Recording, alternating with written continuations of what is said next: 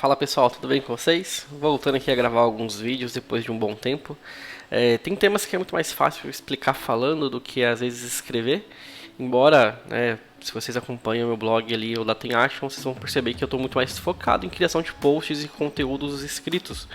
Mas eu vou testar aqui alguns vídeos para alguns temas um pouquinho mais fáceis de explicar falando de fato. E hoje o tema a gente vai falar aqui um pouquinho sobre as diferenças de um cluster all purpose, um job cluster e um SQL warehouse. É uma dúvida muito comum entre todo mundo que começa a trabalhar com Databricks e às vezes não sabe qual tipo de cluster utilizar em cada situação, E eu vou deixar também aqui um vídeo de referência que eu fiz no passado. Esse vídeo aqui já tem um pouco mais de um ano.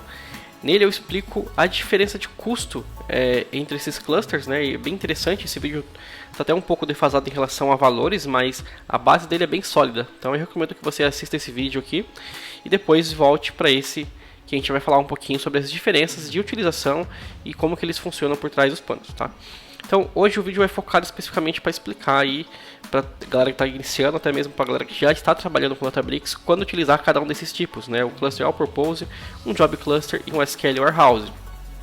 É muito comum as pessoas terem um pouco de dificuldade de entender as principais diferenças entre esses três tipos, ainda mais para quem está começando. Às vezes algumas pessoas que já estão atuando ali dentro do Databricks desenvolvendo, mas ainda não entende ali quando usar cada um deles, E hoje eu vou explicar aqui as principais características. Entrando aqui na parte do cluster all purpose, ele é basicamente focado para desenvolvimento e exploração de dados, ou seja, você cria o seu notebook, atacha ele a um cluster all purpose, liga esse cluster, desenvolve, faz o seu código, testa, conecta, acessa os dados e depois você desliga ele. E ele é um cluster que também pode ser compartilhado com outras pessoas, 5, 10, 15 pessoas, todo mundo conectado no mesmo cluster com seus notebooks ou script SQL. Também é utilizado para exploração de dados, preciso conectar numa tabela para entender como estão as informações ali dentro, depois poder desenvolver em cima desses dados, então você vai utilizar um cluster all purpose. Ou até mesmo um warehouse que eu vou explicar ali mais para frente, Mas ele é basicamente focado para isso. Você pode também produtizar os seus jobs, os seus códigos com cluster all purpose, embora a gente vai falar mais à frente, ele é um pouquinho mais caro do que um job cluster. Entrando aqui na parte do job cluster, ele é muito focado para produção, ou seja, produtização dos seus notebooks. Então, uma vez que você finalizou o seu desenvolvimento, sua exploração de dados, você criou o seu notebook e você precisa agendar esse notebook para executar com uma recorrência. Então você vai atrelar ele a um job cluster. É um cluster que vai ser ligado em tempo de execução e desligado assim que seu notebook finalizar. Ele tem um custo muito mais acessível e não pode ser compartilhado com outras pessoas. Como assim? Você não pode atachar o notebook a um job cluster. Ele nem aparece para você na lista, Então ele é um job focado especificamente para que você coloque os seus notebooks em produção ou seus scripts SQL em produção para rodar de uma forma agendada. Então ele é um job que está atrelado, é um cluster que está atrelado a um job. Eu vou mostrar ali na parte do workflows. Então cada job no seu workflow pode estar atrelado ou a um cluster all purpose, ou a um job cluster, ou a um warehouse. Embora o job cluster seja o mais recomendado para que você economize custo, se você não precisar ter interação com aquele cluster. Uma vez que o job cluster você não pode se conectar a ele para poder rodar comandos. Ele liga e desliga assim que o seu notebook finalizar. Perfeito? E por último, o SQL Warehouse. Aqui eu dei um viés um pouco para o SQL Warehouse, que seja mais focado na parte de talvez visualização e entrega de dados. Embora você também pode agora, recentemente, uma feature recente, você pode atachar os seus notebooks a um SQL Warehouse. Porém, ele está enviesado para a execução de SQL. Então, se você tem um notebook que roda Python e SQL no mesmo notebook, você não vai conseguir utilizar um SQL Warehouse. Então, hoje ele é muito utilizado para você conectar o seu Power BI, sua ferramenta de visualização, rodar algoritmos de Machine Learning. E o principal diferenciador entre o SQL Warehouse e os outros dois tipos que eu acabei de mostrar é que ele vem com Photon nativo, Você não consegue nem desabilitar o Photon nele. A principal característica desse cara é que ele vem com o Photon habilitado nativamente. O Photon é uma engine de processamento de dados, equivalente ao Spark, só que com diversas melhorias de performance. A gente vai falar um pouco mais ali na frente. Então você consegue ter aceleração das suas queries com joins, agregações. Ela vai rodar muito mais rápido dentro de um cluster warehouse ou até mesmo em um cluster all purpose com Photon habilitado. Então a principal característica desse cara aqui é que ele tem o Photon habilitado, tem outras melhorias que eu vou mostrar ali nos tipos de cada Cluster Warehouse, mas aqui é onde você vai conectar o seu Power BI, o seu Tableau, a sua ferramenta de visualização. Ah, Reginaldo, pô, mas posso conectar no Cluster All Purpose? Pode, mas faz sentido? Não.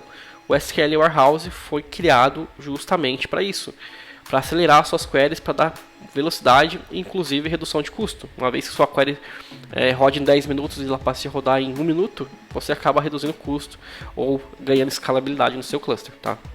Então, não vejo que faz sentido você conectar o seu Power BI no cluster All Purpose mais. Se você está fazendo isso, já comece a pensar e analisar em migrar para um Cluster Warehouse.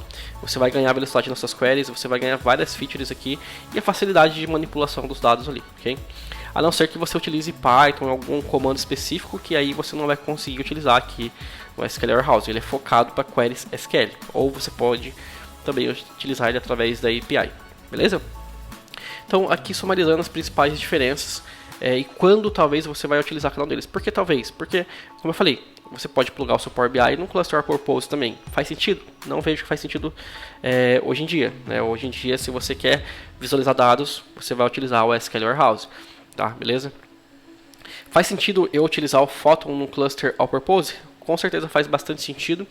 Embora muitas pessoas, muitos engenheiros de dados acabam misturando bastante Python com SQL em seus notebooks. O que vai acontecer é que muitos dos seus comandos, né, voltando aqui na parte do Warehouse, né, do All Purpose, porque você também pode habilitar o Photon, que é a engine principal do SQL Warehouse, no Cluster All Purpose. Embora o All Purpose, como ele é um modo mais genérico, né, você pode rodar Python, rodar Scala, rodar SQL, no mesmo notebook inclusive, muitas vezes você vai rodar PySpark e esse comando não vai ser convertido para rodar no Photon. Ou seja, você está pagando mais caro para um cluster e não utilizando os recursos dele. Então muitas das vezes você vai perceber essa diferença de performance mais quando você estiver utilizando o Warehouse mesmo em si, porque vai forçar você a utilizar a linguagem SQL ali, perfeito? Então vamos um pouquinho para a prática, né? Mas acho que tentei passar aqui para você uma visão mais macro das principais diferenças. Então recapitulando aqui, o Cluster All Purpose é para desenvolvimento, coisas mais genéricas, exploração, onde você precisa atachar e ter interação com aquele cluster. Ou seja, eu vou digitando comandos, vou explorando, vou debugar um processo que está com problema, né? Vou analisar uma divergência de dados que tem Python no meio envolvido, por exemplo, eu vou utilizar um Cluster All Purpose.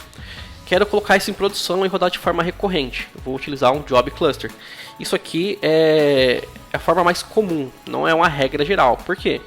Pode ser que você vai produtizar um pipeline que você pode colocar ali no All Purpose por questões de custo. Por exemplo, em vez de você ter 20 jobs, né, ou seja, você tem 20 jobs e 20 job clusters, você pode talvez atachar esses 20 jobs no mesmo All Purpose.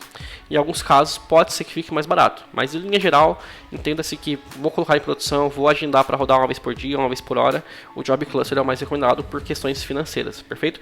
Em questão de features, os dois são equivalentes, é mais a questão de custo. E o Warehouse, como eu falei, ele é um pouquinho mais caro do que os outros dois, por ter o Photon nativamente e por ter outras features que eu vou mostrar aqui para você nesse vídeo, beleza? Vamos para a prática lá.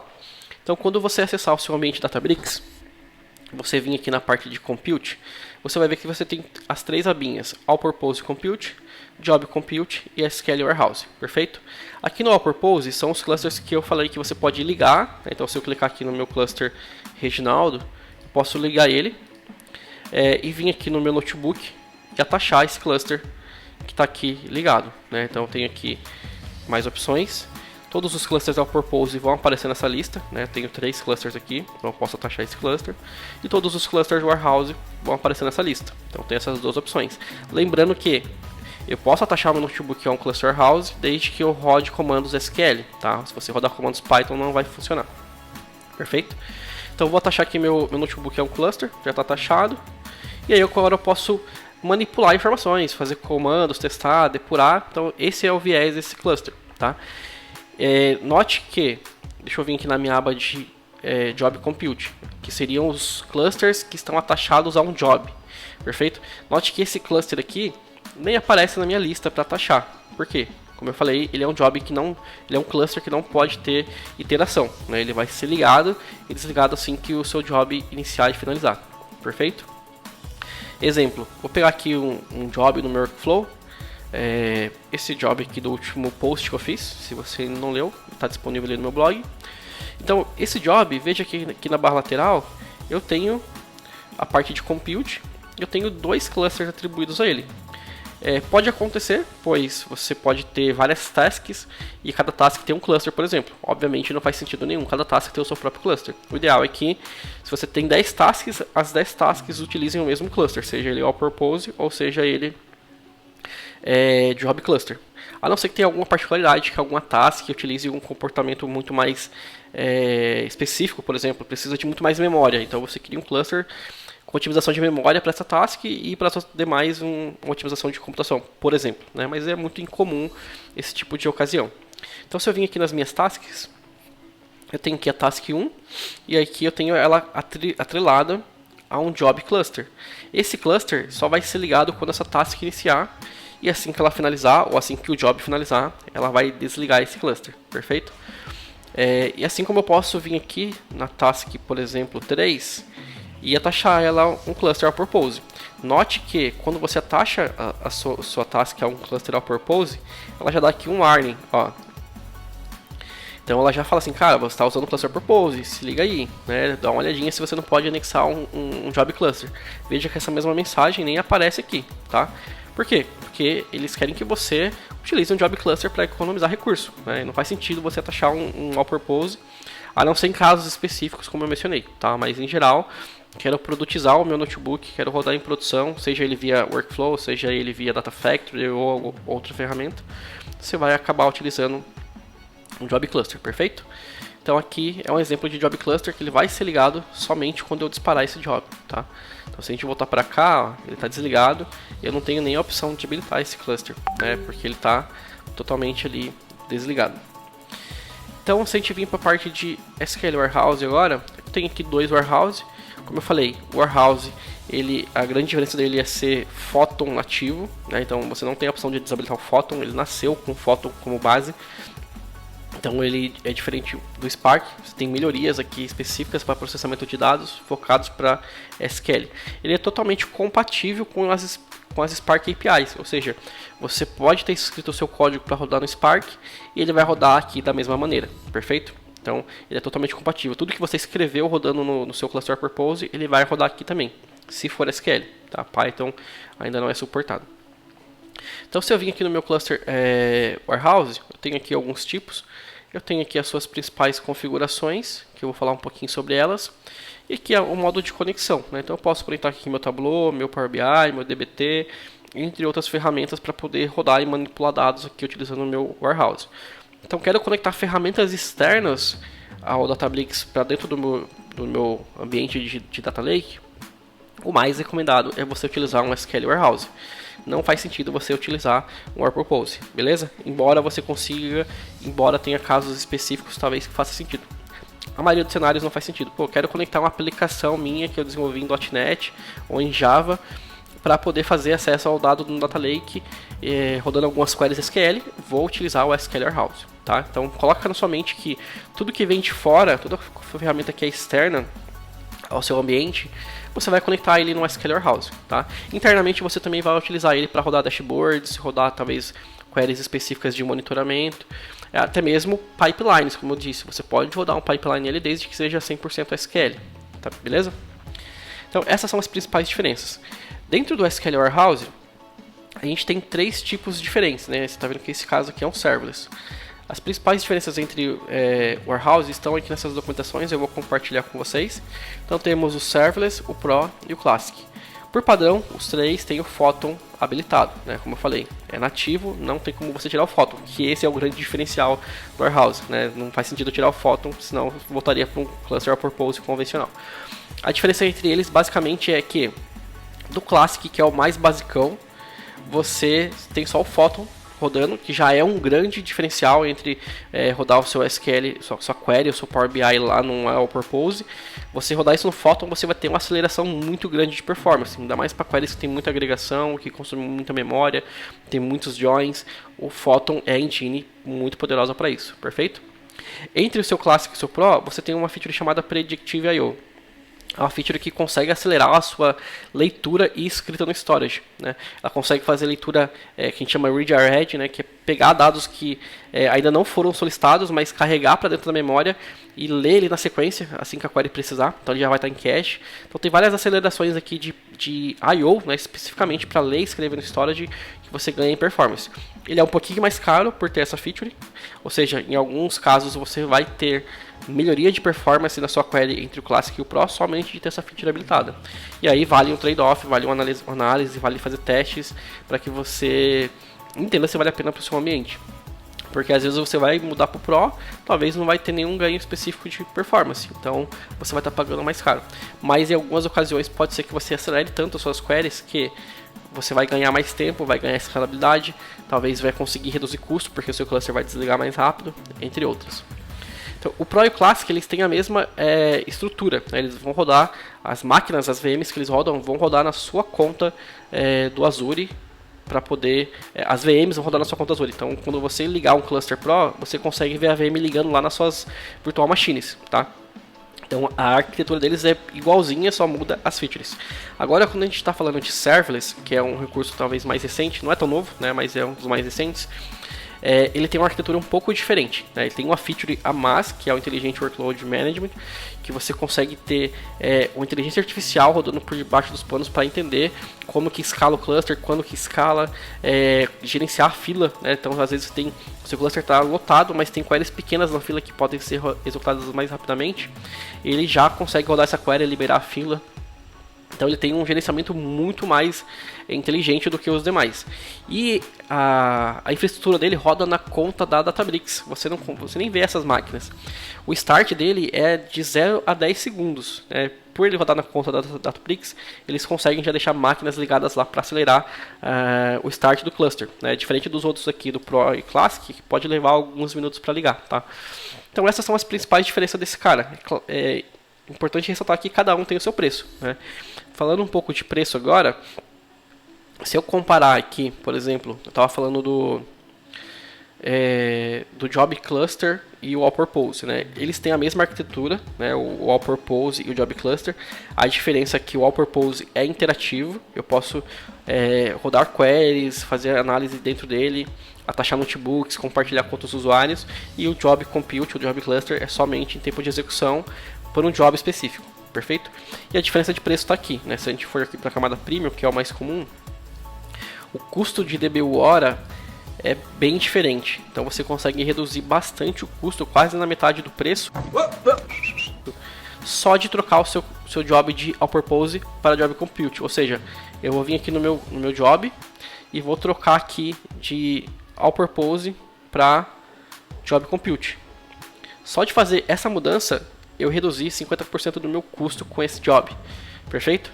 Isso é muito importante vocês terem em mente, tá? Uma vez que eu produtizei o meu job, que ele vai rodar com uma frequência, não faz sentido rodar no cluster All Purpose, na maioria dos cenários, perfeito? Então aqui está uma grande diferença entre o All Purpose e o Job Compute. Agora, se a gente estiver falando do SQL Compute, que é o Warehouse, temos várias diferenças de valores. Uma coisa interessante que, se a gente vir aqui nos nossos clusters, deixa eu ver aqui onde estão os clusters, vamos voltar aqui para o Compute.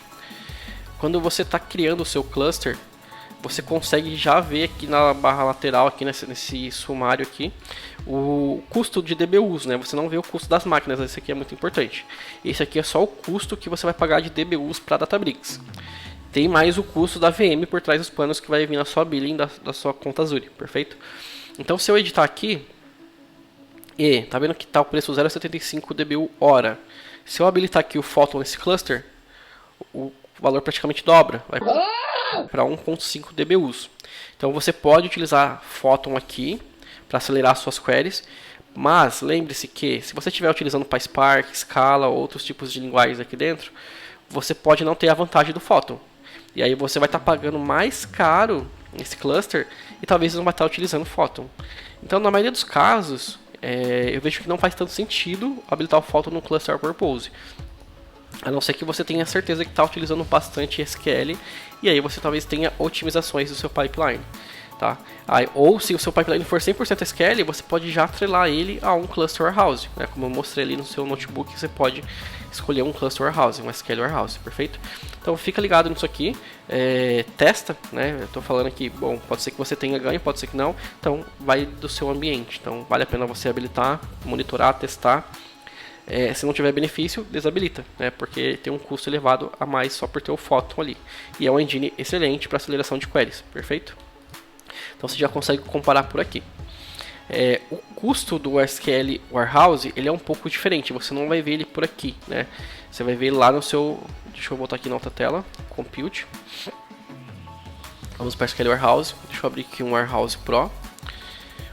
Então o custo do SQL Warehouse ele é medido de forma diferente. Você tem aqui o tamanho do seu cluster, né? Lá você percebeu que a gente escolhe as famílias de máquinas. Deixa eu voltar aqui só para a gente comparar. Compute. Peraí, deixa eu abrir uma outra aba, só para deixar esse desenho aqui depois para a gente fechar o resumo. Em Compute, se eu vim aqui na máquina, no meu cluster. Esse cluster é um cluster single node. Deixa eu abrir um outro cluster mais... Esse aqui, por exemplo. Então esse aqui é um cluster mais convencional, onde ele tem um driver e tem aqui os seus workers. Eu posso deixar ele aqui com autoscale, se eu habilitar aqui autoscale de 2 a 8. Então tem várias formas de você configurar o seu cluster, mas veja que eu tenho um worker type e um driver type e eu posso escolher qualquer família que eu quiser. Uma família otimizada para memória, uma família otimizada para CPU e por aí vai. Tá? Então eu tenho o poder de escolher a família aqui, né, e o tamanho do meu cluster. Lá no Warehouse, você escolhe o tamanho do cluster, que você pode perceber aqui que vai de 2xml até um maior aqui, que é 528 dB hora. Aqui você vê a quantidade de dBs hora. Mas como que você sabe qual que é o tamanho desse cluster? Né? O que seria um 2xml aqui? Seria uma máquina? Duas máquinas? Qual que é o tamanho dessa máquina? Então, você pode vir aqui na documentação, nessa segunda aqui, e aqui está a configuração dessas máquinas. Então todas as máquinas, independente do tamanho que você escolher, elas têm a mesma configuração. É um E8DSV4, tá? Que máquina que é essa, Reginaldo? Se a gente vir aqui nas virtuais machines do Azure, é uma máquina que tem 8 V-Core e 64 GB de RAM. Uma máquina relativamente muito boa, perfeito?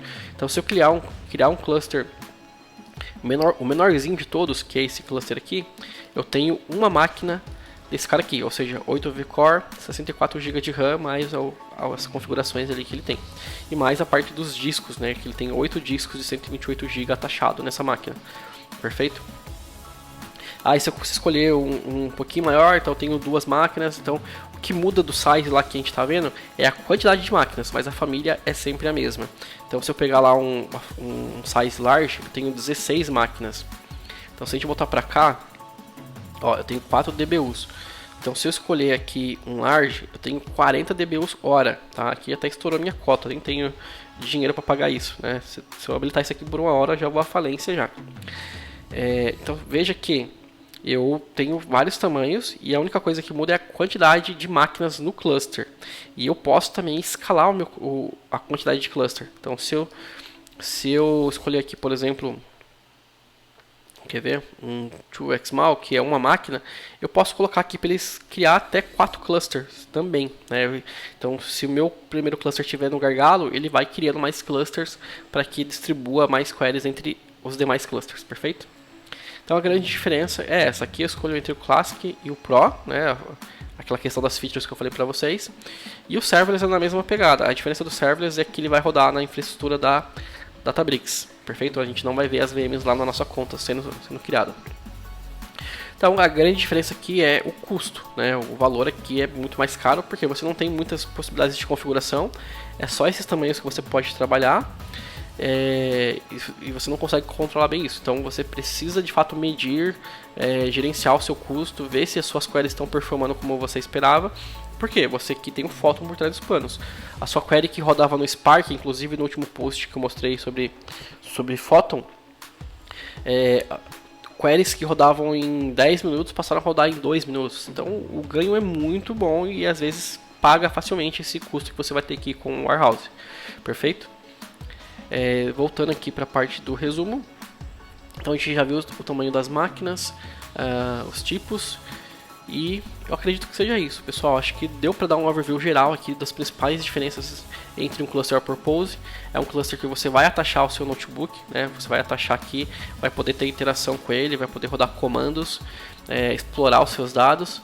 Um cluster que seja de job, né? Ele vai estar atrelado a um job, seja no Workflows ou seja em qualquer outra ferramenta de orquestração.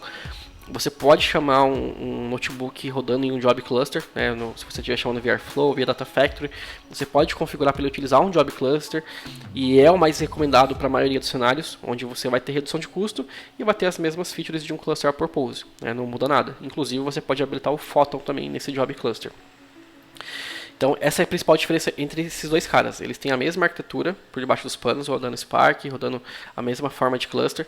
A diferença é que um só liga em tempo de execução e desliga assim que finaliza e ninguém pode utilizar ele, né? Só dentro do mesmo job, compartilhando as tasks ali, por exemplo. O Warehouse ele é focado para análise de dados, vamos dizer assim, para você entregar o seu dado para a camada final, seja ferramentas terceiras, ferramentas externas, seja um dashboard, Databricks, seja machine learning, você vai utilizar o SQL Warehouse por ter uma feature chamada, por ter uma engine chamada Photon, que é uma engine otimizada para performance, perfeito? Então não faz sentido mais, né? Lembre-se, não faz sentido mais conectar o meu Power BI no Purpose. Talvez para algum cenário específico faça, tá? Mas em linha geral, não fique conectando o seu Power BI no Purpose. Utilize o SQL Warehouse, você vai ter o Photon nativamente habilitado, você vai ter aceleração, vai ter facilidade. E é o mais recomendado, né? Então não faz sentido mais você utilizar um Purpose. E obviamente também você nem consegue conectar o seu Power BI no Job Cluster, né? Como eu mostrei ali, a gente não consegue interagir com ele, somente em tempo de execução, tá? Espero que tenha ficado claro, vou compartilhar esse notebook com vocês. Espero também poder gravar mais vídeos aí em breve, embora eu estou focado muito no blog, quem está me acompanhando aí, né, toda semana, toda segunda-feira sai post novo para vocês, muito conteúdo legal. Já falei de Photon lá no blog, comparando Photon com Spark, utilizando comandos merges ali. A performance foi realmente comprovada que um Photon é muito melhor. Então estuda, né, testa testa muito no seu ambiente, né, para que você não tenha o custo elevado sem ter o benefício. Então você precisa testar, comprovar o benefício. Muitas vezes o benefício do Photon vai ser na escalabilidade, né? Você tem 10 Power BIs que cada relatório roda em 10 minutos. E você atacha isso no Warehouse e ele vai rodar em 1 minuto. Mas o seu cluster vai ficar ligado talvez uns 10 minutos se você não configurar lá o Auto Shutdown. A diferença é que você pode rodar mais coisas nesse intervalo, né? Você rodou um que rodava em 10, rodou em 1, você pode colocar mais coisas, você ganha escalabilidade. Ao invés de aumentar o tamanho do seu cluster, você mantém o mesmo cluster pequenininho rodando mais coisas, né? Ou você configura um auto shutdown para ele desligar de forma bem rápida. Por exemplo, esse meu cluster aqui, ele está desligando, deixa eu voltar aqui no meu Warehouse Serverless, ele desliga em 5 minutos. E muito rápido, então eu pago muito pouco por ele. Meu dashboard acabou de rodar, ele desliga e pronto, não estou pagando mais. E quando eu precisar atualizar um dashboard, rodar um query, ele liga em menos de 10 segundos, é muito rápido. Então a vantagem de usar o serverless, tá? Se você estiver utilizando o Pro ou o Classic, você vai ter ali um tempo de até uns 5 minutos para poder ligar esse cluster. Nada que seja muito impactante para a maioria dos cenários, perfeito? Então é isso, galera. Espero que tenham gostado, espero que tenham entendido as diferenças. Essas diferenças são muito importantes para quem está começando, até mesmo para quem já está trabalhando na engenharia ou mesmo na parte de Power BI, que quer conectar o seu Power BI no Databricks, não sabe qual que é o melhor cenário, tá? Então fica de olho, assista outro vídeo sobre custos que eu explico um pouco mais detalhadamente como que funciona a precificação de cada um deles, tá? Então é isso aí, a gente se vê, até a próxima.